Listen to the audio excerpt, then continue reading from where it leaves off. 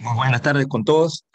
Siguiendo con los temas, en esta oportunidad me toca ver un tema muy amplio, como es el abdomen agudo, ¿no? Como sabemos, el abdomen agudo puede ser quirúrgico o médico, y el síntoma principal va a ser el dolor, ¿no? Abdominal y la sensibilidad del abdomen. Dentro de las generalidades, vamos a ver que en este siglo todavía el abdomen agudo sigue siendo una causa importante de una alta mortalidad, ¿no? Que se presentan, ¿no? En nuestra población en todos los hospitales del mundo. Como sabemos, el dolor abdominal va a comprender entre un 5 al 10% de todas las consultas de los pacientes que acuden por emergencia, ¿no? Y también sabemos que el dolor abdominal se puede presentar a cualquier edad de la vida, ¿no? Tanto en niños, adolescentes, adultos jóvenes, adultos mayores. Este dolor abdominal va a ser una queja muchas veces inespecífica, ¿no? Por el cual el paciente va a emergencia o a consultorios, ¿no? Y también hay que tener en cuenta que a veces va acompañado de otros síntomas, ¿no? Como a veces náuseas, vómitos, distensión abdominal, diarreas, estreñimiento. Como le dije anteriormente, el abdomen agudo va a incluir dolencias médicas, ¿no? Quirúrgicas, que estas dolencias pueden ser desde el punto de vista intraabdominal o extraabdominal. De ahí, ¿no? Hasta ante esto, ¿no? Se plantea que el dolor abdominal, el abdomen agudo, viene a ser un desafío diagnóstico para todos los médicos que hacen emergencia, y en especial, ¿no? Para el cirujano general, para saber si el paciente con abdomen agudo es quirúrgico o no es quirúrgico.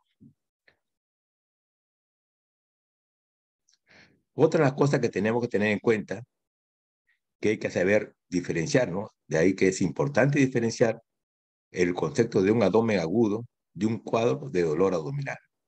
Como sabemos, el dolor abdominal va a pasar solo, a veces no se va a llegar a un diagnóstico de la causa del abdominal, pero un abdomen agudo sí va a tener un tratamiento, ¿no? Especializado.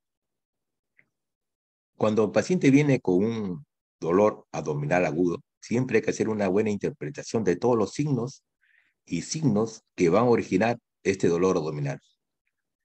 No es fácil muchas veces, ¿no? De ahí que se necesita que el médico que atienda a estos pacientes tengan conocimientos sólidos y mucha experiencia, ¿no? En detectar los abdomen agudos.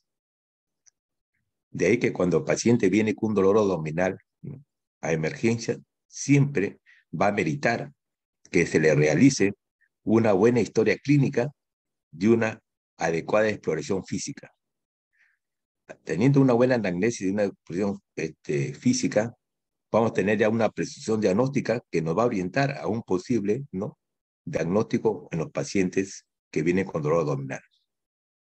Otra de las cosas que tenemos que tener en cuenta es cómo evoluciona el dolor abdominal. Como sabemos, el dolor abdominal es el síntoma principal en abdomen agudo, ¿no?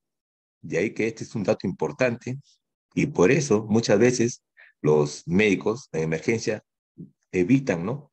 Darles analgésicos o antibióticos para que no alteren la historia natural de la enfermedad antes de establecer alguna conducta a seguir, si es quirúrgico o no quirúrgico.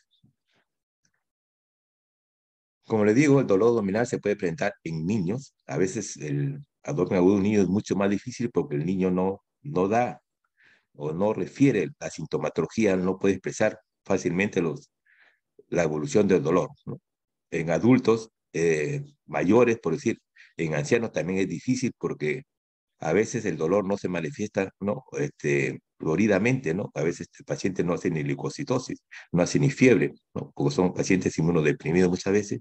Y en las gestantes, las mujeres, también por la ocupación del útero, a veces el dolor abdominal es difícil de diagnosticar como un abdomen agudo, ¿no? Entonces, hay pacientes, mujeres, que después del parto de la apendicitis, ¿no? Entonces a veces es difícil diagnosticar una apendicitis o una puérpera, ¿no? De las pacientes. También una gestante, ¿no? Cuando el útero está ocupando casi la cavidad, toda la cavidad abdominal, también es difícil diagnosticar una apendicitis o un cuadro de abdomen agudo. Como sabemos, las causas de dolor abdominal pueden ser de origen intraabdominal o extraabdominal, ¿no? Dentro de las causas intraabdominales vamos a tener que son causadas más que todo por irritación e inflamación peritoneal, ¿no? Entonces, un paciente que viene con abdomen agudo por causa de irritación o inflamación peritoneal es debida más que todo por una infección, ¿no? Entonces, por una peritonitis química o bacteriana, pancreatitis aguda, apendicitis. Entonces, estos nos van a dar un cuadro de dolor abdominal de origen intraabdominal. También puede ser por tensión o defecto mecánico, ¿no? Un paciente que viene con un cuadro de obstrucción va a haber una distensión abdominal, aumenta el peritaltismo, todo eso va a producir dolor abdominal. Entonces, las causas por tensión o defecto mecánico de la serosa va a ser la oclusión intestinal, oclusión biliar, oclusión ureteral, ¿no? Hipermotilidad intestinal, etcétera.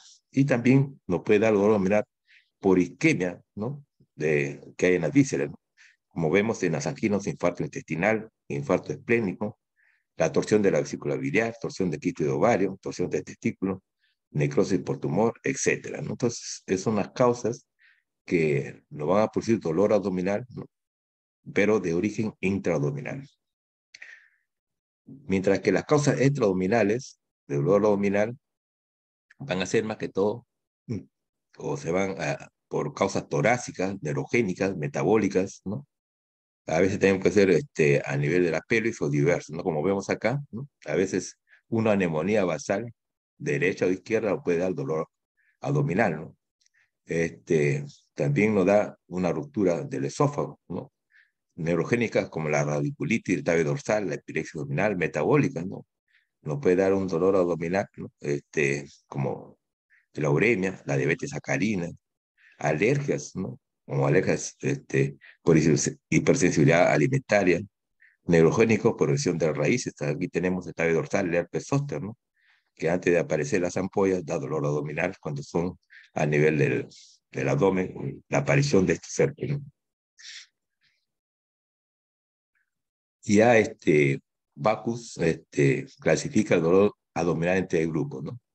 En el grupo A agrupa a todos los pacientes cuyos padecimientos intraabdominales van a requerir una cirugía inmediata. En el grupo B, padecimientos abdominales que no requieren cirugía.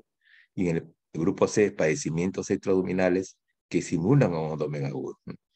Como sabemos, en el grupo A, ¿no?, van a estar todos los pacientes que van a requerir una cirugía inmediata, cuya causa principal son padecimientos intraabdominales. Acá vamos a tener casi todo paciente que viene con un cuadro agudo de apendicitis, ¿no? Una apendicitis complicada, ya sea con acceso o perforación.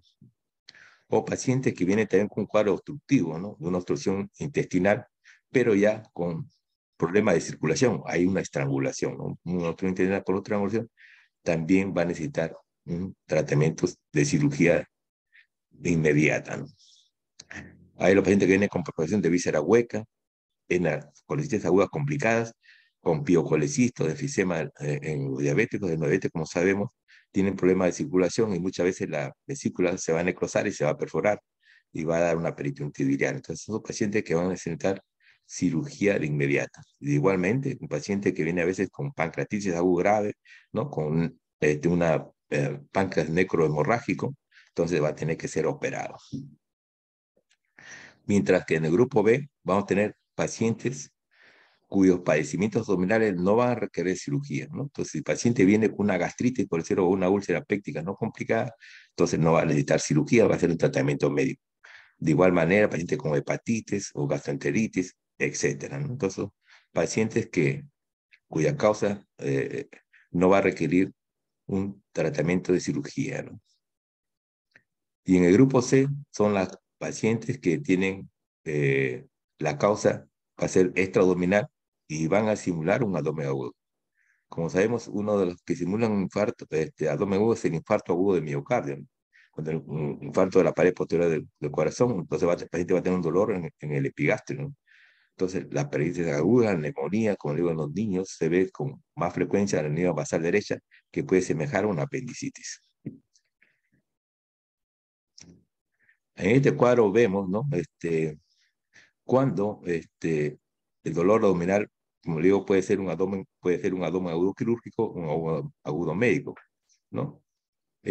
Cuando el paciente viene con dolor abdominal y es catalogado como un abdomen quirúrgico, este paciente siempre tiene que ser operado de emergencia, ¿no? Urgente, porque es la única solución.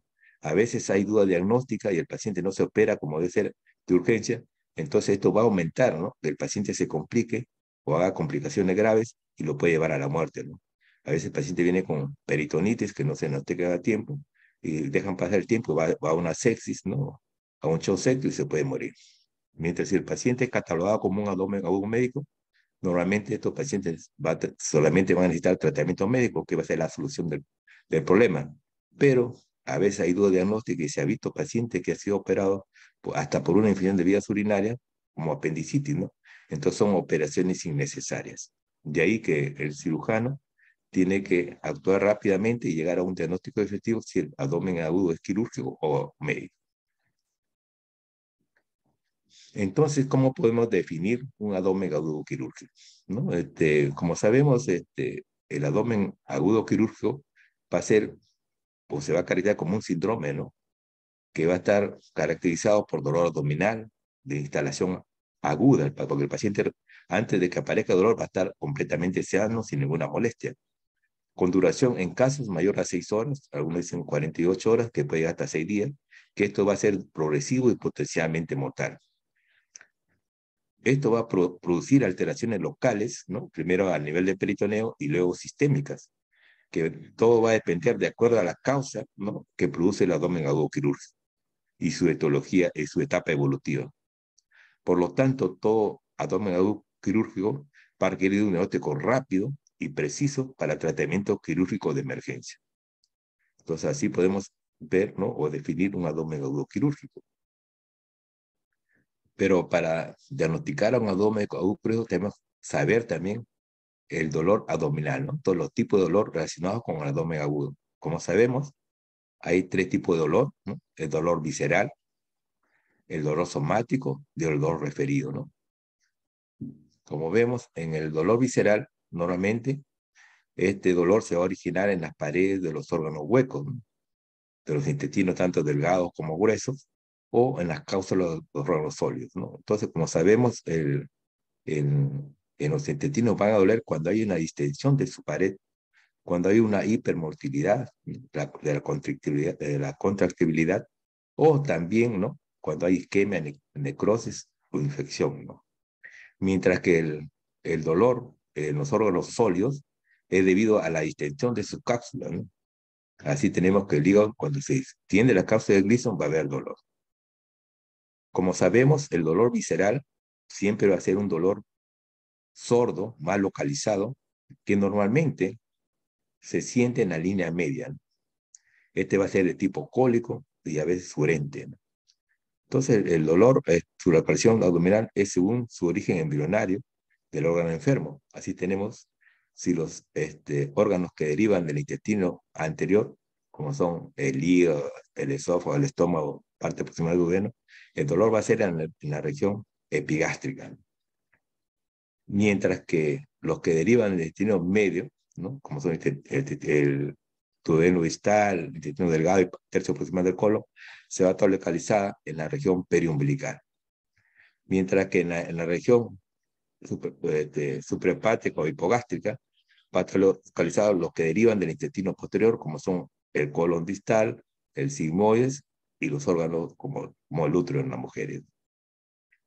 También el paciente a veces va a referir este dolor como una sensación de plenitud gástrica. Mientras que el dolor somático, si este dolor somático ya suele ser mucho más agudo, ¿no? Más intenso, y se localiza con mayor frecuencia. El paciente a veces ya señala con un dedo dónde es el dolor más intenso. Como sabemos, este dolor somático se va a agravar con los movimientos y va a aumentar con la palpación. Muchos de los pacientes refieren, ¿no? Que cuando lo traen al hospital en taxi, cada bache es un tormento para ellos, ¿no? Y esto se debe más que todo porque hay una irritación química o inflamatoria de las terminaciones nerviosas que se encuentran localizadas en el peritoneo parietal, en la raíz del centro y el diafragma, ¿no? Otra cosa que tenemos que tener en cuenta es el dolor referido, ¿no? El dolor referido es cuando se percibe en el zona de dolor y a distancia, ¿no? Entonces se percibe en zona distante del sitio de lesión. Como vemos, uno de, de los ejemplos que tenemos, que vemos con mucha frecuencia, es la enfermedad de la vesícula biliar, ¿no? El paciente refiere un dolor en el epigastrio o en el hipocondrio derecho que se irradia, ¿no?, al borde inferior de la escápula derecha. También hay que tener en cuenta que cuando hay una perforación de una úlcera, va a haber irritación del diafragma, y esto hace que también el paciente refiera dolor en el hombro derecho. Y también el dolor referido del cólico renal, ¿no?, que sigue todo el trayecto, ¿no?, del canal inguinal, ¿no?, hasta los órganos genitales externos, ¿no?, en hombres en el escroto, o en las mujeres también a nivel de los dedos mayores, ¿no? Entonces, dentro de la característica del abdomen aguda, nosotros vamos a ver que el abdomen agudo, ¿no?, es causado por agresión al compartimento peritoneal, y como síntoma principal va a ser el dolor abdominal, ¿no? Como sabemos, la cavidad peritoneal va a ser o es una unidad neuroinmunohumoral perfectamente capacitada para una profunda respuesta a cualquier agresión, ya sea interna o externa, del peritoneo. Entonces, la agresión a la cavidad peritoneal va a despertar una respuesta general inflamatoria común que fisiopatológicamente cursa de 4 etapas o 4 fases. Una fase de ataque etiopatogénica, ¿no? La agresión, ya sea interna o externa, del peritoneo. La fase de respuesta inflamatoria local del peritoneo mismo, cómo se defiende ante una agresión. La fase de respuesta inflamatoria sistémica, ¿no? Si ya prácticamente no, no se controla en esta fase inflamatoria, se va a todo el organismo. Y la fase de fracaso, ¿no?, cuando el paciente puede llegar hacia la muerte, ¿no?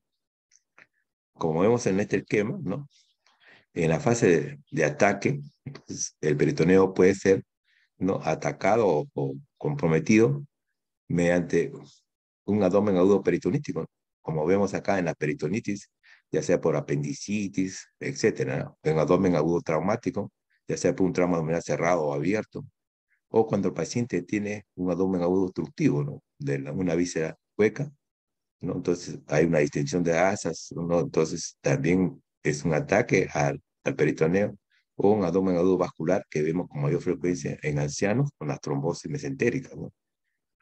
Normalmente esa es la fase de ataque. Entonces, al hacer un ataque hacia el peritoneo, va a haber una respuesta inflamatoria local. Entonces, el organismo va a reaccionar mediante una, mediante una respuesta inflamatoria local, mediante exudados importantes. Va a haber un exudado importante que va a estar creado por macrófagos y las células cebadas, ¿no?, para defensa de la agresión. Luego también hay una respuesta inmunoperitoneal, una respuesta inmunitaria celular, y una localización y secuestro, ¿no?, del foco infeccioso. Esto va mediante la estimulación de la trombina y de la fibrina, que hace que haga muchas veces plastrones, ¿no? Si es que en esta etapa no se puede controlar, pasa ya a la etapa, la respuesta inflamatoria sistémica, ¿no?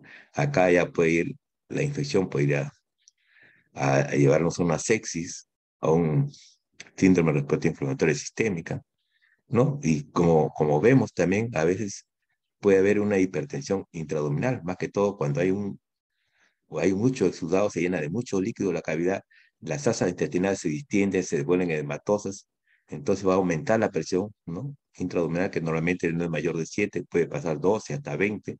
Entonces acá ya va a haber un problema de síndrome compartimental, porque no va a haber una buena irrigación de los órganos intraabdominales, va a haber una disminución del, disminución de sistema venoso hacia el corazón. Entonces esto nos puede dar un problema de síndrome comportamental que nos puede llevar también a un síndrome de disfunción orgánica múltiple. O también, como hay secuestro de líquidos del espacio, puede haber una hipovolema o una hiperfusión, nos va a llevar a un síndrome hipovolémico, un shock circulatorio, que también nos puede llevar a un síndrome de disfunción orgánica múltiple. Entonces, siempre es importante ver, ¿no?, que el organismo solución en la fase de respuesta inflamatoria es acá uno donde debe operar a más tardar.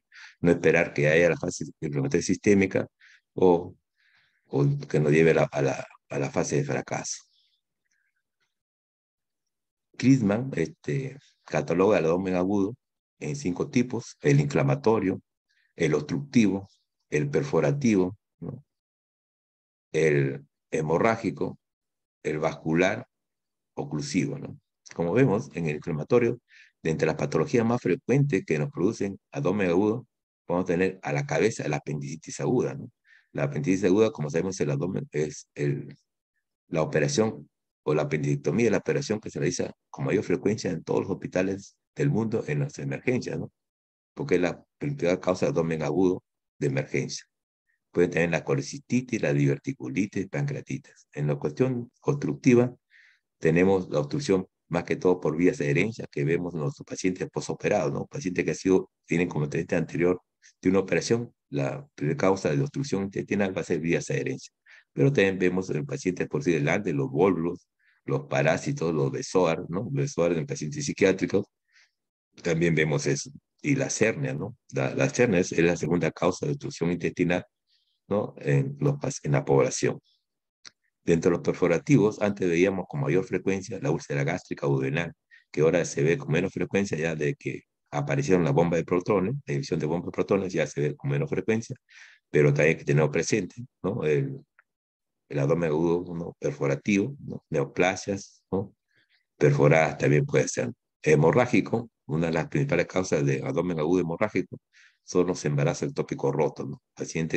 Mujeres embarazadas que vienen hipovolémicas, chocadas, pálidas, diaforéticas, ¿no? Entonces viene un embarazo ectópico roto. También ruptura de hematoma hepático y plénico, aneurisma aorta abdominal, etc. Y en lo vascular, como vemos nosotros, como ahora nuestra población cada vez está llegando tiene una mayor esperanza de vida, entonces llegan muchas veces con esquema de arteria mesentérica o trombosis mesentérica, o en pacientes que vienen muchas veces con hernias estranguladas, ¿no? La estrangulación. Como vemos, uno de los agudos quirúrgicos principales tenemos la apendicitis aguda, ¿no? Como sabemos, la apendicitis aguda es más frecuente, ¿no? En adultos jóvenes, entre los 15 y 45 años de edad, pero le puede dar a niños o adultos mayores, ¿no?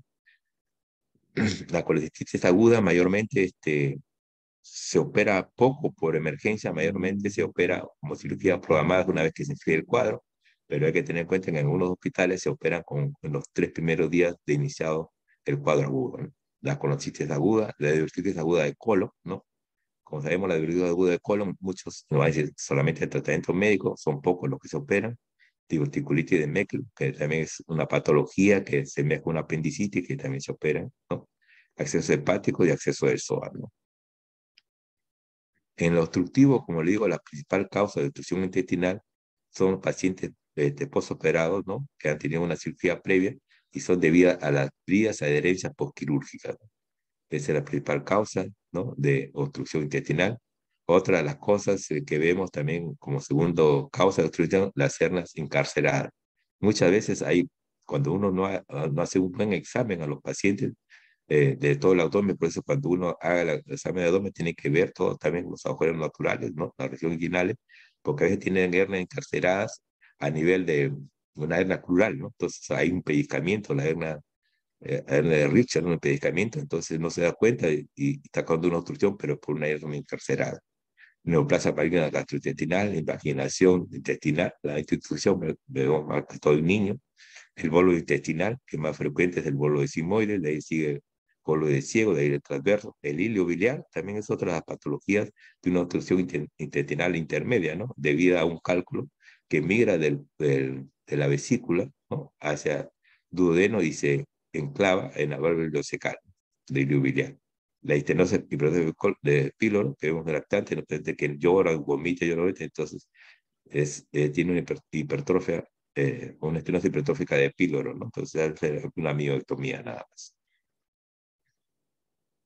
Dentro de los perforativos, como le digo, una de las principales causas era la úlcera péptica perforada, que se ve con menos frecuencia, pero todavía de vez en cuando se puede ver. El otro día vimos una úlcera péptica perforada en un paciente con adicción a la cocaína, ¿no? Había hecho una úlcera péptica perforada. Traumatismo abdominal, ya sea cerrado o abierto, ¿no? Tumor intestino delgado grueso, diverticulitis perforada, como vemos en pacientes, no más que todo un Hinchey 3, un Hinchey 4, en pacientes adultos mayores, mayormente en mujeres, ¿no? El hemorrágico, como le digo, una de las causas principales de un abdomen agudo hemorrágico es el embarazo ectópico roto en una gestante, ¿no? Como vemos acá, el paciente, como digo, viene taquicárdica, hipovolémica, ¿no? Hipotensa, diaforética, entonces hay que pensar, si está embarazada, pensar en un embarazo ectópico roto. Traumatismos de órganos sólidos, más que todo, traumatismos muchas veces abdominales cerrados, cuando hay fractura de costillas, del lado derecho puede haber lesión de hígado, del lado izquierdo lesión del vaso, ¿no? Entonces, también la ruptura o fisura de aneurisma de aorta abdominal, la fístula aorta entérica, las angiodisplasias, que se ve con poca frecuencia, pero mayormente vemos angiodisplasia en el colon ascendente, la úlcera péptica hemorrágica, ¿no?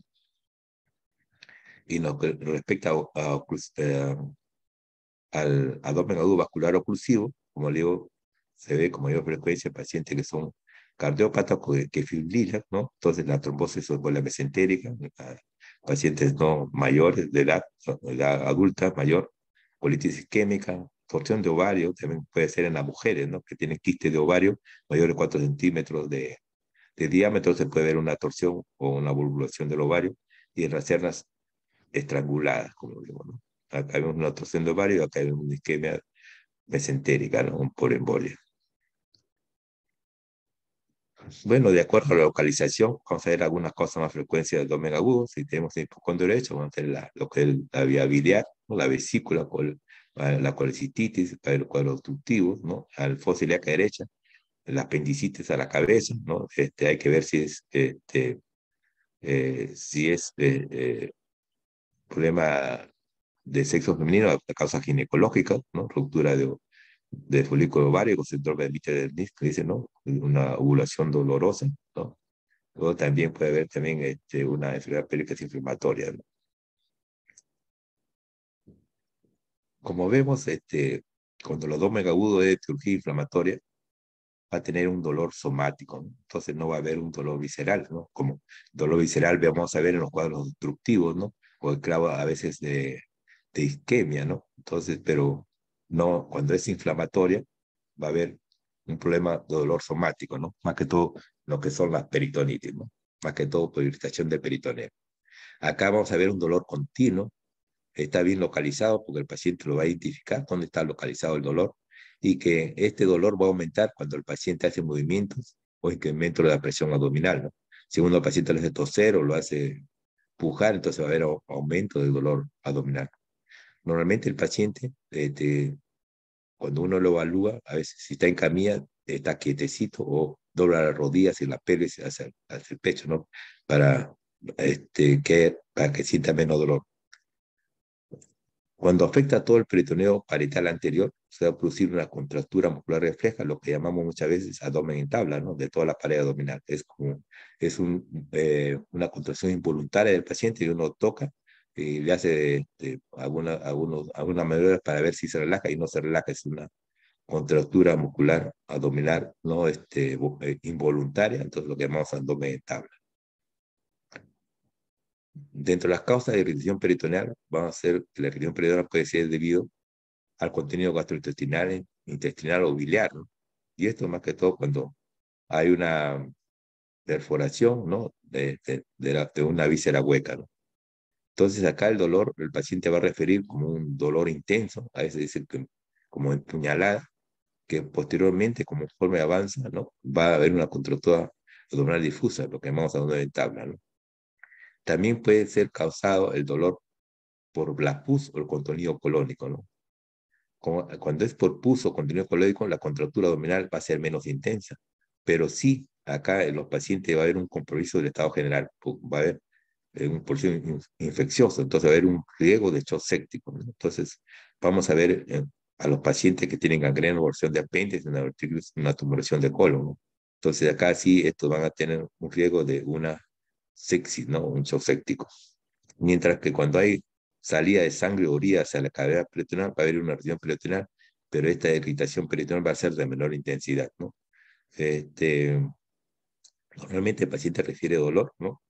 El- Debido a la sangre dentro de la cavidad, como en el peritoneal cuando hay una ruptura de una víscera sólida, o cuando hay ruptura de la vejiga y se va la orina, ¿no? Se va hacia la cavidad abdominal. Cuando es un abdomen agudo de etiología obstructiva, entonces acá sí, como le digo, va a tener un dolor tipo visceral, ¿no? Entonces, cuando el dolor tipo visceral, como sabemos, se va a localizar en la parte anterior del abdomen, en la línea media, ¿no? Va a estar mal localizado, ¿no? En ocasiones va a ser cólico, y hasta que muchas veces, a veces los cólicos, ya la fibra muscular lisa del intestino se agota y desaparecen los dolores, ¿no? Y comienza a tener un dolor nomás por la distensión abdominal.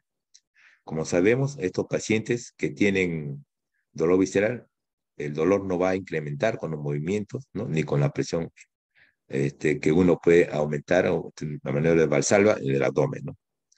Normalmente estos pacientes suelen acompañar, aparte del dolor abdominal, con náuseas, vómitos, sudoración profusa y muchas veces hipotensión.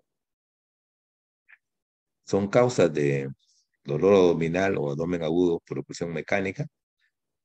Todos los pacientes que tienen obstrucción intestinal, ya sea intestino delgado o intestino grueso, los pacientes con obstrucción biliar, ¿no? Y los pacientes con obstrucción urinaria, ¿no? Como sabemos, la obstrucción intestinal, las causas más frecuentes son las vías de adherencia postoperatoria, la CERNE, y en los CB, ¿no? En los adultos mayores, los tumores estenosantes de colon, más que todo del sigmoides. En la obstrucción biliar es pacientes que vienen muy frecuente a emergencia, ¿no? Con dolor tipo cólico por obstrucción de un cálculo a nivel del cístico, ¿no? Normalmente, como le digo, estos pacientes van a venir con dolor que te va a localizar en el hipocondrio, en el epigastrio, que va a irradiar, ¿no? Hacia la espalda, ¿no? La causa más frecuente, como sabemos, la litiasis biliar. La obstrucción urinaria, ¿no? Dolor así va a ser, acá sí el paciente tiene un dolor muy intenso que no le calma con nada, a veces se da vueltas y vueltas en la camilla, no le calma, ¿no? El paciente no encuentra ninguna posición que lo alivie, y este dolor se va a localizar a lo largo de todo el trayecto ureteral y se irradia los genitales, ¿no? Como sabemos que es la causa más frecuente, la litiasis renal. Es un paciente que viene con un agudo de etiología isquémica. Esto va a ser debido a tres causas: una oclusión vascular mesentérica, una obstrucción intestinal con estrangulación o una torsión de un órgano intraabdominal. Como sabemos, la obstrucción vascular mesentérica, como le digo, al inicio va a ser de tipo visceral, ¿no? Más localizado, ¿no? Pero una vez ya que hay compromiso ya irreversible del intestino, se hace somático, ya con signos peritoneales. El paciente refiere una parálisis intestinal, un hilo paralítico, y conforme avanza el tiempo, va a empeorar el estado general de shock. Como digo acá, la causa más frecuente es la tromboembolias y bajo gasto. Mientras que en obstrucción intestinal con estrangulación, como vamos a ver, son muchos pacientes que a veces tienen hernia o eventuaciones complicadas con estrangulación. Entonces, o también a veces puede ser un polvo de sigmoides también complicado, con una torsión más de 180 grados. Cuando tiene una evolución más de 180 grados, ya hay problema de circulación. Entonces no puede ver con una isquemia, necrosis intestinal, ¿no? Y la torsión de un órgano abdominal, más que todo el estómago es raro que haya un polvo de estómago, más que todo se ve mucho una torsión de ovario o de trompa y apéndice pipoicas. En lo que respecta a la etiología traumática de un abdomen agudo, como sabemos, el abdomen agudo traumático puede ser consecuencia de un traumatismo abdominal cerrado o abierto, ¿no? Cerrado cuando la pared está íntegra, ¿no? No hay, hay una contusión, pero con integridad de la pared abdominal. O abierta, ya aquí vemos ya una solución de continuidad, y estas mayormente es debido por armas punzopenetrantes como arma blanca o proyectil de arma de fuego, ¿no? Las lesiones intraabdominales de un trauma abdominal va a depender más que todo del foco traumático, del punto de agresión, ¿no? La repercusión en general que va a tener el paciente. A veces pacientes vienen con un traumatismo abdominal cerrado donde va a destacar la rotura hepática, ¿no? O esplénica o mesentérica, donde hay un gran sangrado a veces, ¿no? Puede sangrar mucho, mucho. En casos, va a haber un hemoperitoneo, ¿no? Que no puede llevar a un paciente con un shock hipovolémico, ¿no? Entonces, acá muchas veces el paciente también está comprometido en una víscera hueca, ¿no? Entonces, aparte del hemoperitoneo, puede tener también una peritonitis por ruptura de una víscera hueca, ¿no? Entonces, hay que darle este, hay que llegar a un diagnóstico rápido para dar un tratamiento efectivo, ¿no? Y precoz. ¿Cómo llegamos al diagnóstico de un abdomen agudo?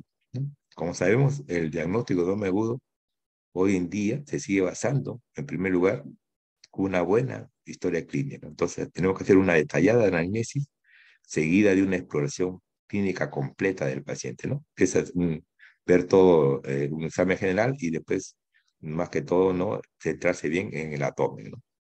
En segundo lugar, una vez que ya tiene uno una buena historia clínica, ya tiene una posibilidad diagnóstica o a descartar otras patologías, ¿no? Entonces, se suele ya utilizar rutina la cuestión analítica de la rutina, ¿no? Todos los exámenes de laboratorio y los exámenes de imágenes, ¿no? Como la radiografía simple de abdomen, tomografías, etcétera, ¿no?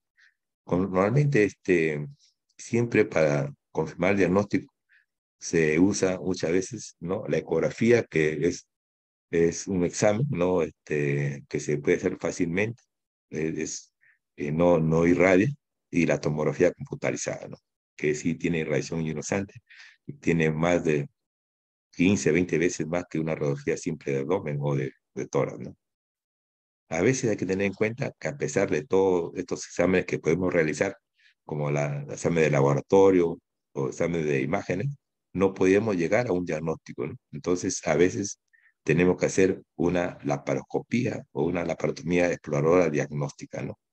Como sabemos, a veces la laparoscopía y la laparotomía exploradora diagnóstica puede ser también terapéutica, ¿no? De acuerdo a lo que encuentre uno durante el acto operatorio. Entonces, en lo que respecta a la anamnesis, siempre hay que hacer una buena anamnesis del paciente, un buen, ¿cómo le podría decir? Indagar todo sobre el síntoma, ¿no? Y el signo y síntomas que tiene el paciente, ¿no? Entonces, para esto tenemos que preguntar al paciente todos los antecedentes clínicos del paciente, la semiología de dolor y los síntomas asociados, ¿no? Es importantísimo. Muchas veces nos van a ayudar los antecedentes del paciente, ¿no? Para descartar otra patología, porque si el paciente viene con un dolor abdominal y ha sido operado, por decir, de una apendicitis, ya no vamos a pensar en apendicitis, ya vamos a tener un diagnóstico menos, o si fue operado de vesícula, entonces eso nos va a ayudar los antecedentes clínicos del paciente y los quirúrgicos también, ¿no? Entonces siempre es importante ver la edad y el sexo, porque va a haber patologías más frecuentes según la edad y el sexo, ¿no? Como sabemos. La patología previa a conocer el paciente, ¿no? El paciente si sufre de una gastritis, de una úlcera péptica y viene por un dolor intenso, podemos pensar en una perforación de una úlcera péptica, ¿no? Si ha estado tomando algún medicamento, ¿no? Los hábitos tóxicos, ¿no? Tiene que ver mucho con pacientes que son alcohólicos, son drogodependientes, entonces es importante.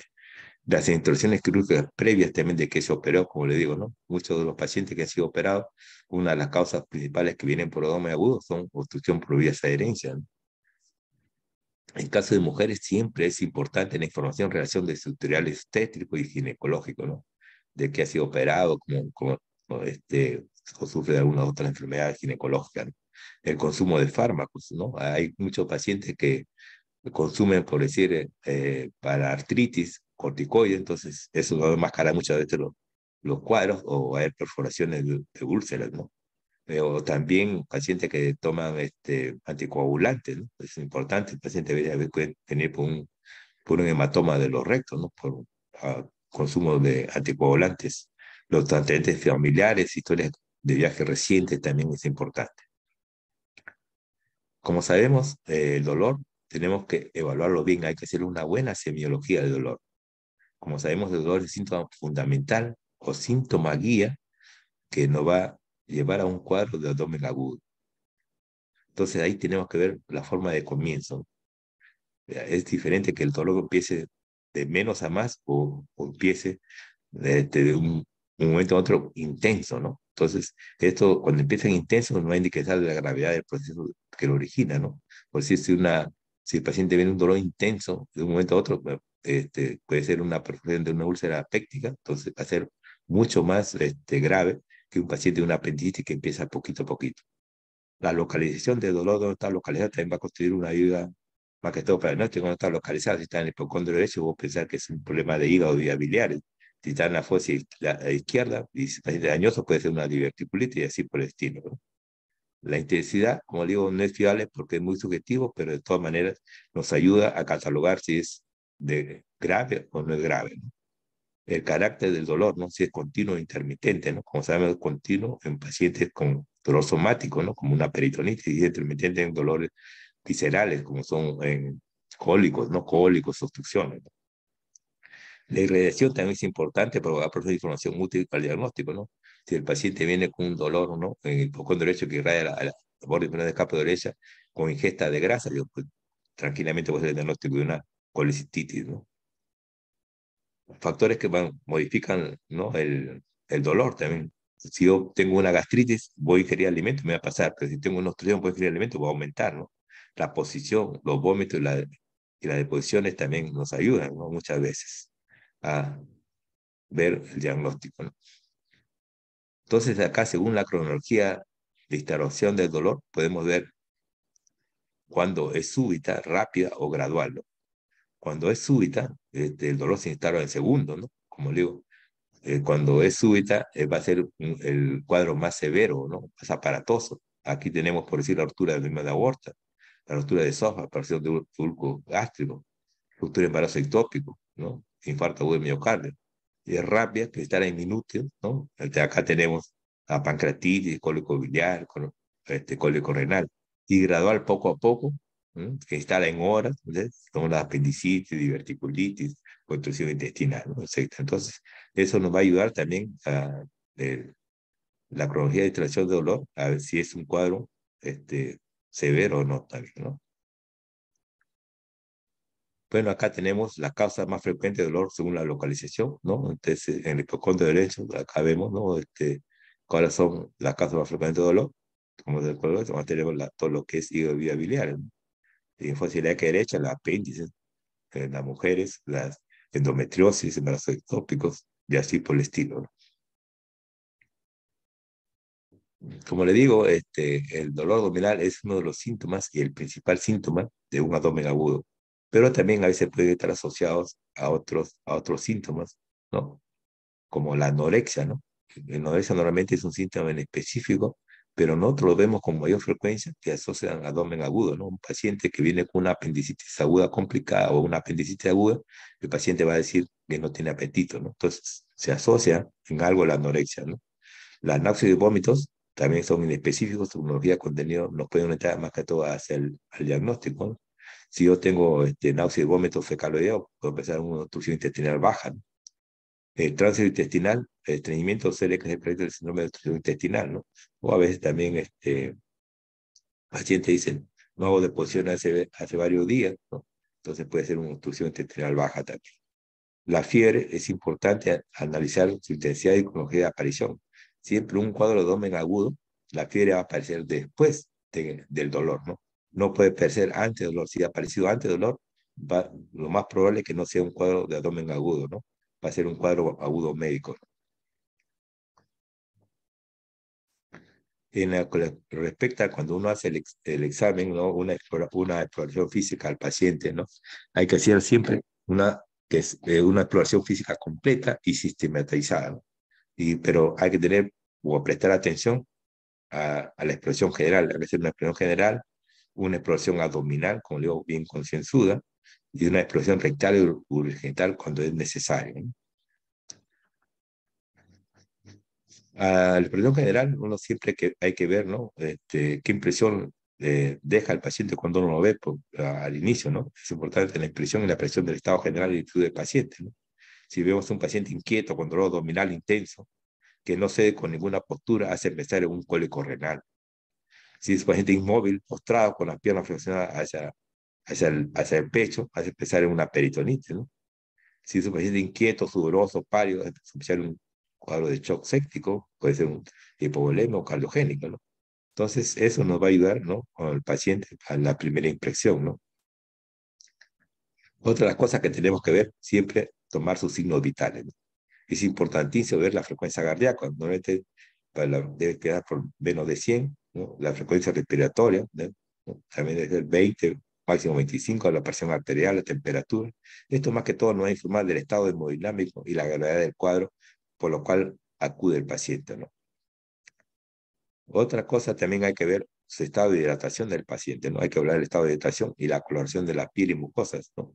A veces hay que ver si el paciente viene pálido, viene con cianosis, viene con ictericia. Entonces eso nos hace también, ¿no? O nos ayuda a ir ya pensando o evaluando para un diagnóstico. No hay que olvidar siempre, ¿no? En un paciente que se hace el examen general, la ocultación cardíaca y pulmonar, ¿no? Como le digo, algunas causas de dolor abdominal también son por problemas cardíacos o pulmonares, ¿no? Entonces siempre no hay que pasar por alto estos sistemas, ¿no? A la presión abdomen siempre hay que hacer, ¿no? Nuestro examen mediante la inspección, la auscultación, la palpación y la percusión, ¿no? Como siempre lo hacemos, ¿no? A la inspección tenemos que ver cómo la forma del abdomen. Si es un abdomen distendido, excavado, plano, si se moviliza, no se moviliza con la respiración. Como sabemos, el adulto tiene una reacción tóraco-abdominal, ¿no? Normalmente cuando el paciente no moviliza el abdomen y solamente moviliza el tórax, entonces podemos pensar que tiene una peritonitis, ¿no? Porque cada vez que moviliza el abdomen va a doler. Entonces hay que ver si moviliza o no el abdomen, ¿no? Otra cosa que tenemos que tener, hacer un examen de todo el abdomen, siempre descubriendo bien al paciente. Tiene que estar bien descubierto el abdomen, ¿no? Para ver la presencia de cicatrices, ¿no? Si ha tenido operaciones previas, si tiene hernia, hay que ver todos los agujeros naturales, ¿no? Del ombligo, y también ver si hay hematomas, signos inflamatorios a nivel de la pared abdominal. A veces podemos encontrar el signo de Cullen, ¿no? Como vemos en pacientes que tienen hemorragia intraabdominal, ¿no? Una coloración periumbilical, ¿no? O una pancreatitis aguda grave, ¿no? O signo grave externo, ¿no? Como también vemos en el paciente que tienen hemorragia retroperitoneal o una pancreatitis aguda grave, ¿no? Otra de las cosas es la auscultación, ¿no? La auscultación siempre nosotros tenemos que ver cómo están los ruidos hidroaéreos. ¿Están normales? ¿Están disminuidos? ¿Están abolidos o están aumentados? ¿No? Como sabemos, si el paciente tiene un hilio adinámico, va a estar disminuido, ¿no? Van a estar aumentados cuando hay un problema de obstrucción intestinal al inicio, ¿no? O también va a ser de timbre metálico, ¿no? En el caso de obstrucción intestinal, ¿no? Como sabemos, normalmente el paciente debe tener 20, en promedio de 20 ruidos aéreos por minuto, ¿no? También al ocultar, podemos ocultar también si que hay problemas vasculares, ¿no? Como soplo vasculares, que esto a veces nos puede sugerir una odema de aorta, ¿no? A la palpación, yo creo que es el examen que nos va a dar mayor claridad para posibilidad de un diagnóstico, ¿no? Siempre, cuando uno hace la palpación, tiene que comenzar en la zona contraria donde se localiza el dolor, ¿no? Nunca empezar por el dolor, sino el paciente va a contracturar el abdomen y ya no se va a examinar bien. Siempre se tiene que hacer una exploración superficial y profunda para ver si hay masa o no hay masa, para ver si hay crecimiento de liga o vasos más palpables. Y en algunos patologías podemos buscar algunos signos, ¿no? Si yo pienso que puede ser una apendicitis, voy a buscar el signo de McBurner, Bloomberg, Roxy, ¿no? Como saben, y habrán hecho en apendicitis, ¿no? Vamos a ver, ¿no? Esos signos, buscar esos signos, igual el psoas, el obturador. Si yo pienso un problema vesicular de una colitis aguda, voy a buscar el signo de Morphy, o si hay una región peritoneal, el signo de Junot-Tenucy, ¿no? En la percusión es importante ver si el abdomen está timpánico o mate, ¿no? Timpanismo no va a evitar que haya aire intraabdominal, ¿no? Este aire intraabdominal puede ser intraluminal en caso de obstrucción intestinal o aire libre en caso de perforación de la víscera hueca, ¿no? Si está perforado, entonces va a haber un aire libre. Entonces, aquí podemos ver, por decir, el signo de Hover, ¿no? La perfección de una úlcera péptica perforada donde desaparece la matriz hepática, ¿no?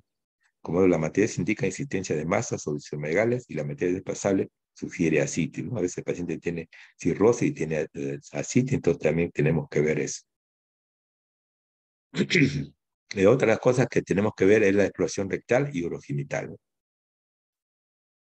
Pero siempre al paciente hay que pedirle permiso y decirle qué se le va a hacer, ¿no? No se le puede decir, ya voltea y introducir el dedo en el recto, no. Tenemos que explicarle qué le vamos a hacer. Igual también a la mujer si se le va a hacer un examen ginecológico, ¿no? Como le digo, la presión rectal y urogenital va a permitir comprobar la existencia de masas tanto intra como extraluminales a nivel del recto. A ver, vamos a ver si hay heces. A veces el paciente viene con un cuadro a veces de obstrucción intestinal, un anciano, y tiene un fecaloma, ¿no? Vemos muchos pacientes que vienen de los albergues, ¿no? Que están abandonados y hacen fecaloma, y viene como un cuadro obstructivo y un fecaloma, ¿no? Entonces hay que ver si hay la presencia de heces o no en el recto, o si hay sangre, moco o pus, ¿no? Otra cosa hay que ver cuando hace el acto rectal si es doloroso, ¿no? Entonces, si es doloroso, hay que empezar una proctitis, una inflamación anorrectal, ¿no? O un problema prostático o intraabdominal. Al examen urogenital en las mujeres, en edad fértil, siempre hay que realizarle en todo paciente, ¿no? Que tiene dolor en el abdomen inferior. Entonces, una mujer con dolor en el abdomen inferior, siempre hay que hacer examen urogenital. Bueno, acá tenemos en este cuadro algunos signos invariables de dolor del abdomen agudo quirúrgico, ¿no? Entonces, son invariables que el paciente tiene que ser operado de todas maneras, ¿no? Si el paciente viene con una contractura abdominal involuntaria, ¿no? Un abdomen en tabla, tiene que ser operado, ¿no? Igualmente, si viene con una distensión abdominal asimétrica, como un pueblo de simoides, también hay que ser operado. O cuando uno le hace la percusión y el paciente le duele, también, ¿no? O dolor a la descompresión brusca del abdomen, ¿no? En relación peritoneal, ¿no? O hipersensibilidad de la piel en la pared abdominal, a veces se ve en apendicitis aguda, ¿no? No complicada, ¿no? O si el paciente, como le digo, viene, lo pone uno para examinar y un abdomen inmóvil involuntariamente, entonces no moviliza el abdomen también. O si el paciente de un momento a otro aparece un tumor abdominal de presión brusca, como una hernia estrangulada, ¿no? O encarcerada. Dentro de las pruebas complementarias que nos ayudan, ¿no? Al diagnóstico de un abdomen agudo, entonces vamos a ver de acuerdo, ¿no? Qué es lo que necesitamos, porque no podemos pedir de todos los pacientes, ¿no? Tiene que ser siempre las pruebas dirigidas, ¿no? A la patología que uno quiere descartar o quiere corroborar, ¿no? De ahí que el estado general del paciente, los medios de dolor, determinan las pruebas complementarias necesarias. Pueden ser pruebas de laboratorio, analíticas, ¿no? Electrocardiogramas, técnicas de imagen, ¿no? Con la prueba de laboratorio siempre, como van a ver ustedes en emergencia, porque son pacientes de abdomen agudo, son pacientes que llegan por emergencia, ¿no? Se va a hacer un hemograma, ¿no? En la mayoría de los pacientes, ¿no? Con un cuadro inflamatorio, siempre va a haber una leucocitosis con desviación izquierda. Pero acá hay que tener en cuenta que hay pacientes que no van a hacer leucocitosis, como los inmunodeprimidos, los pacientes este, ancianos, ¿no? Normalmente a veces no hacen leucocitosis y tampoco hacen desviación izquierda. Entonces hay que tener en cuenta eso, pero siempre se le solicita. De acuerdo, si todo paciente que viene con dolor de epigastro o hipocondrio derecho o en abdomen superior, siempre a veces se descarta lo que es pancreatitis, ¿no? O sea, ahí se le pide amilasa, lipasa. Si el paciente viene con dolor de hipocondrio derecho, ¿no? Que puede tener problemas hepatobiliares, entonces se le da un perfil hepático. Los electrolitos también es importante porque a veces viene el paciente deshidratado, con vómitos. La glucosa también, ¿no? Paciente diabético, ¿no? Viene con una cetoacidosis diabética, la urea creatinina, perfil de coagulación, la orina, también se pide, ¿no? Cuando uno piensa que hay un cuadro de infección de vías urinarias. En la mujer de edad fértil siempre no olvidarse de pedir la prueba de embarazo, ¿no? Que es importantísimo. Y el electrograma se debe realizar a todo paciente, ¿no? Mayor, adulto mayor o anciano, con dolor abdominal y atrofia desconocida. A veces el paciente, como le digo, viene con problemas en el epigastrio, ¿no? Entonces, dolor al epigastrio, entonces hay que hacer un electrograma, más que todo, ¿no? Para descartar una patología cardíaca. o en pacientes que vienen con arritmia, con fibrilación auricular. Esto más que todo, si tiene estos problemas de arriba, ¿verdad? Nos va a orientar a un diagnóstico de un adoma agudo de origen vascular, ¿no? Una tromboembolia pulmonar, tromboembolia mesentérica, ¿no? Dentro de la técnica de imagen, siempre todo paciente que viene con abdomen agudo se le solicita una radiografía simple de tórax y abdomen, ¿no? Pero más que todo, simple de tórax y abdomen nos va a ayudar, ¿no? A descartar un cuadro obstructivo o un nemoperitoneo, más que todo, ¿no? También se le puede pedir una ecografía abdominal, la tomografía computarizada de abdomen, como le digo, cada vez se usa más en los hospitales porque cuentan con tomógrafos cada vez más y se puede ver con mayor exactitud las imágenes, ¿no?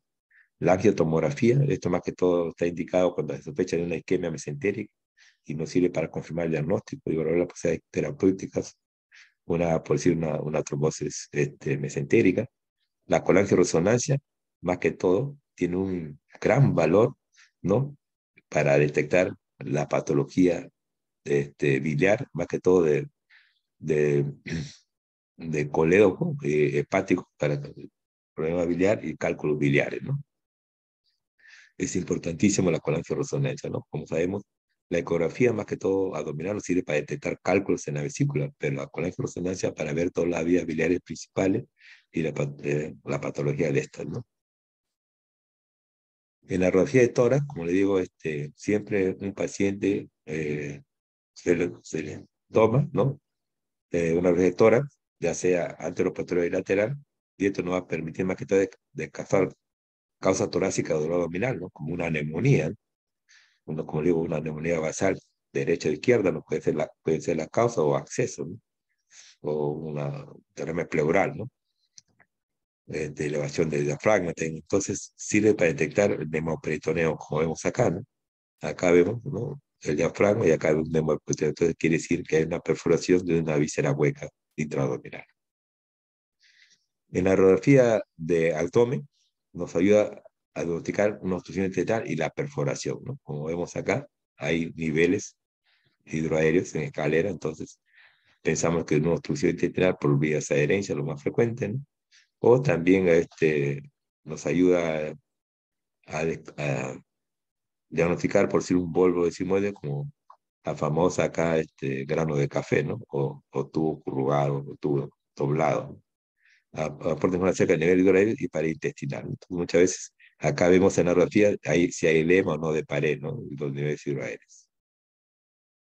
La ecografía de abdomen superior, como le digo, es un examen que cada vez se usa más, también está más a disposición del paciente, es rápida, no invasiva, y se puede realizar en la cabecera del enfermo, ¿no? El problema su uso está limitado más que todo cuando el paciente es muy obeso, ¿no? Cuando tiene obesidad mórbida, ¿no? No se puede, o cuando está lleno, las asas está lleno de gas, ¿no? Intraabdominal, ¿no? Entonces, a veces no nos ayuda mucho para un diagnóstico. Como sabemos, ¿no?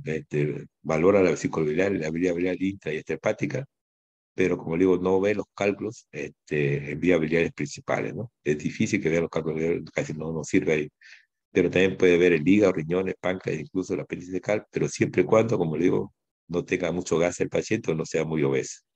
También sí nos sirve para detectar acceso y colecciones intraabdominales, ¿no? Como vemos acá, se ve clarito acá un cálculo, ¿no? Con la sombra y la vesícula biliar, ¿no? La ecografía pélvica, más que todo, vemos para pacientes mujeres, para ver la patología ginecológica, y vamos a ver ahí las estructuras y las alteraciones pélvicas, ¿no? Puede ser la ecografía pélvica o también puede ser ecografía vaginal, ¿no? Detectando más la pélvica, enfermedades inflamatorias, embarazo ectópico, síndrome ovario poliquístico. La tomografía, como le digo, cada vez se va haciendo indispensable en las emergencias para un diagnóstico de un abdomen agudo, ¿no?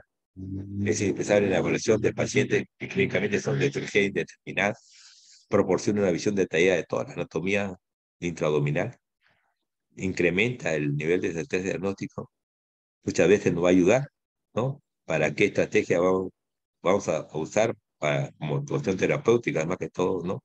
En ciertas patologías como el diverticulitis, pancreatitis, y constituye el mejor estudio para evaluar el páncreas y los traumatismos abdominales con estabilidad hemodinámica. Siempre un paciente que se haga la tomografía tiene que estar estable, porque si no está estable, lo llevan a rayos X y se puede morir en el trayecto, ¿no? Siempre hay que tener en cuenta eso.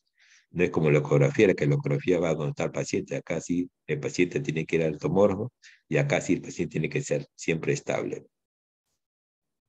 Otras cosas que se usa son la laparoscopía diagnóstica, ¿no? Como sabemos, a veces hay cuadros como la apendicitis que a veces no se pueden diagnosticar fácilmente, ¿no? La apendicitis puede ser diagnosticada fácilmente, como puede ser muy difícil su diagnóstico, ¿no? Entonces aquí vamos a usar ya la laparoscopía diagnóstica. Como vemos acá, es de gran valor en dudas diagnósticas, especialmente en mujeres, ¿no? Es útil para distinguir una apendicitis, una salpingitis o un quiste de ovario con rotura o no, o una torsión de ovario, ¿no? Así como con litis aguda, perforación de úlcera pecte y de periodontitis perforada también, ¿no? Como le digo, la periodontitis es diagnóstica y puede ser terapéutica, ¿no? Porque si yo llego al diagnóstico que es una apendicitis, lo opero también por cirugía laparoscópica, ¿no? Es la periodontitis diagnóstica y terapéutica prácticamente. El tratamiento de un adenoma agudo siempre hay que ver, ¿no?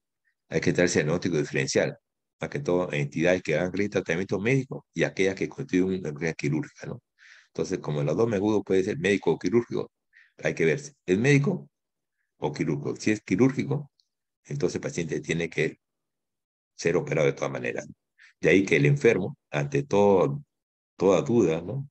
De una indicación quirúrgica por un dolor abdominal, a descartar un abdomen agudo quirúrgico, siempre debe ser valorado por el cirujano de guardia, ¿no? Para que descarte, ¿no? Si es quirúrgico o no. Este, siempre a un paciente, cuando uno va a hacer la actitud terapéutica, tiene que tomar medidas necesarias, más que todo para tener al paciente en las mejores condiciones posibles, mientras que se determine el diagnóstico exacto y el tratamiento adecuado, ¿no? Siempre. De ahí que el paciente, uno debe mantenerlo o verlo si está estable o inestable, ¿no? Si está estable, en buena hora, pero si está inestable, sí tiene que estabilizarlo primero. En raras ocasiones, solamente vamos a ver que la inestabilidad hemodinámica del paciente no nos permite realizar pruebas diagnósticas convencionales, como un traumatismo, así también es un traumatismo grave, ¿no? Viene chocado, ¿no? Entonces, ahí muchas veces el paciente pasa de frente a sala de operaciones. Entonces, acá sí no podemos recurrir a la demorar para la cirugía. Si el paciente está inestable, normalmente debemos realizarle reanimación inicial, ¿no? Esta revisión inicial debe ser urgente y agresiva, y mayormente el cirujano pide una evaluación por UCI, ¿no? Unidad de cuidado intensivo, donde el objetivo principal va a ser que la presión venosa central esté entre 8 a 12 milímetros de mercurio, ¿no? Una presión arterial media que sea igual o mayor a 65 milímetros de mercurio y una diuresis igual o mayor a 0,5 milímetros por kilogramos hora, para lo cual siempre el intensivista le va a colocar un catéter venoso central, ¿no? Un catéter de Swan-Ganz, ¿no? Para medir todo y dar todos los medicamentos necesarios. Normalmente se le pone una sonda vesical para medir la diuresis y muchos de estos pacientes van a necesitar reanimación con fluido, más que todo se le aplica cristaloide, pero de ser necesario a veces necesita sustancias vasoactivas porque la presión no mejora, está hipotenso, entonces le tiene que poner noradrenalina o dopamina.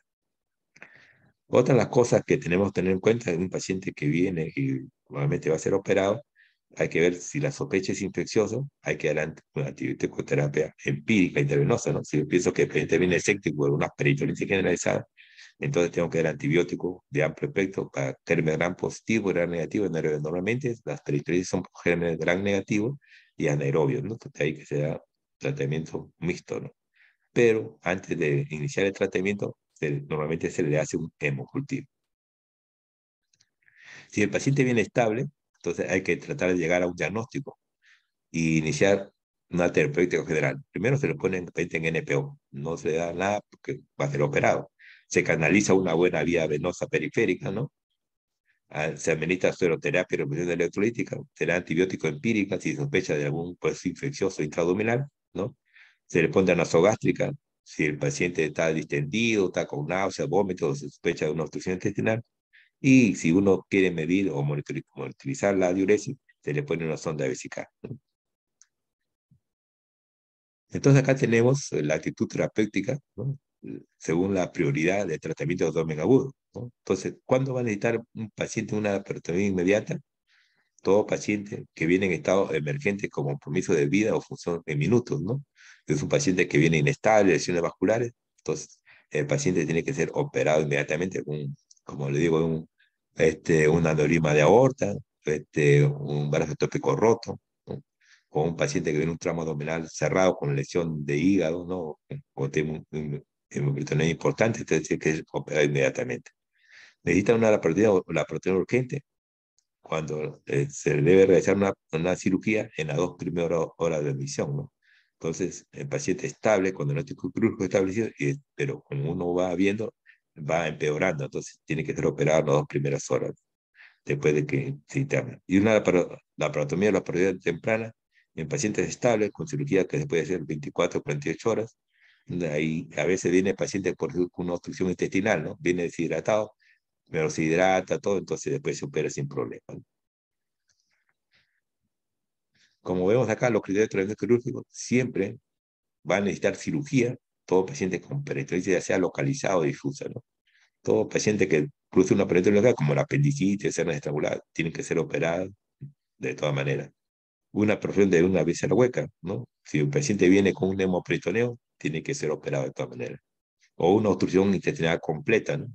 También. Pero a veces pueden requerir tratamiento quirúrgico, como le digo, la colitis aguda, a veces no se opera y se da se enfría el cuadro, se opera después la divertitis aguda, normalmente no se opera Hinche 1, Hinche 2, no se opera pancreatitis aguda, megatóxico. A veces pueden requerir como no, pero los anteriores sí, de todas maneras. Entonces, una vez que médico cirujano indica el tratamiento quirúrgico, se debe administrar antibiótico profiláctico. Como sabemos, los antibióticos profilácticos son antibióticos que se da antes de la operación, media hora antes o durante la inducción anestésica, para disminuir el riesgo de infección de herida operatoria, ¿no? Normalmente, de acuerdo a lo que va a operar, se da antibiótico profiláctico. Es diferente dar antibiótico profiláctico en un paciente que va a haber de vesícula que un paciente que se va a operar de una apendicitis, ¿no? Es diferente el antibiótico. ¿Por qué? Porque los gérmenes son diferentes. En vesícula normalmente se le da una cefalorraquídea de tercera generación, pero apendicitis se da una combinación para gérmenes gram positivo, anaerobios y gram negativo. Entonces ahí se le da a veces, sí, producir una metronidazol. La técnica quirúrgica se va a ajustar de acuerdo a la causa específica del abdomen agudo, ¿no? Si voy a operar una apendicitis, va a ser la técnica va a ser diferente que si yo opero por decir, una perforación que una úlcera péptica, ¿no? Entonces, es de acuerdo, la técnica va a ser de acuerdo a la cirugía que hace, ¿no? El abordaje quirúrgico puede ser por vía laparotómica o laparoscópica, y esto más que todo va a depender fundamentalmente de la experiencia del cirujano de guardia, ¿no? Y de la disponibilidad del centro hospitalario, porque a veces el cirujano puede tener mucha experiencia, pero el equipo no está disponible, el equipo de laparoscopio, ¿no? O a veces está el equipo de laparoscopio y el cirujano no está capacitado. Entonces, de acuerdo a eso, hay que ver si es laparoscópica o abierta, ¿no? Como sabemos, siempre el abordaje laparoscópico va a estar contraindicado en un paciente inestable, ¿no? Todo para que el paciente entre en la cirugía laparoscópica siempre tiene que estar estable, ¿no? Entonces acá tenemos un algoritmo de cómo se debe manejar un paciente con abdomen agudo, ¿no? Muchas veces los pacientes vienen con abdomen agudo y se van a un centro de salud, ¿no? En el centro de salud no tienen la capacidad resolutiva, ¿no? Ni instrumental para poder solucionar el problema. Entonces, siempre si yo lo diagnostico como un abdomen agudo de un centro de salud, tengo que derivarlo a un centro hospitalario de mayor resolución. Normalmente son hospitales de niveles 2, 3, ¿no? Una vez que el paciente llega al hospital, entonces visto por emergencia, ¿no? Por el cirujano, el médico de guardia, y hay que ver si el paciente está estable o está inestable, ¿no? Si está estable, entonces acá sí podemos hacer una buena historia clínica con una buena análisis de exploración, entonces se le puede pedir todos sus exámenes, ¿no? Que necesita y para llegar a un diagnóstico, ¿no? Entonces, si llegamos a un diagnóstico y vemos que no es quirúrgico, le damos de alta hospitalaria, pero si tenemos duda de diagnóstico, lo ponemos en observación y lo observamos, ¿no? Y le damos tratamiento médico, lo hacemos cada cierto tiempo, cada 2 a 4 horas, ¿no? Y si no mejora, entonces de repente va a ser un tratamiento quirúrgico, ¿no? Y si mejora, se va de alta. Pero si el paciente, digamos, un diagnóstico es quirúrgico, tiene que pasar a sala de operaciones, ¿no? De acuerdo a la patología que tiene. Pero si el paciente está inestable, lo primero que tenemos que hacer es la reanimación. Si el paciente se estabiliza, entonces hacemos todo lo anterior, ¿no? Todo lo anterior y vemos si de acuerdo al diagnóstico, se va a su casa, si se queda con cero o se opera. Pero si el paciente no se puede reanimar, entonces tiene que pasar directamente a sala de operación. En sala de operaciones, como le digo, el abdomen agudo puede ser tratado mediante dos técnicas, la cirugía laparoscópica o la laparotomía, ¿no? Entonces, de acuerdo ya al establecimiento y a la experiencia del cirujano. Entonces, como le digo, un abdomen agudo quirúrgico, siempre hay que darle tratamiento, el diagnóstico oportuno y el tratamiento eficaz lo antes posible.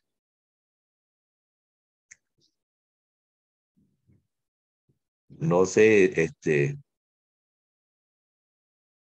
si tienen alguna pregunta sobre abdomen agudo o algún alcance de abdomen agudo.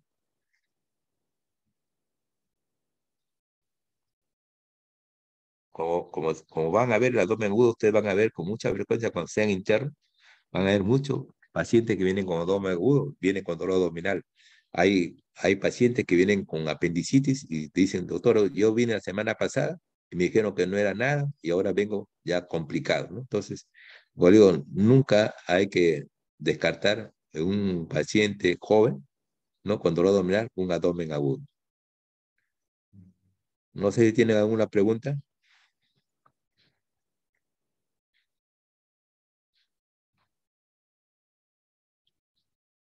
Bueno, si no tienen preguntas, les agradezco muchísimo. Ya nos veremos en una próxima oportunidad. Gracias.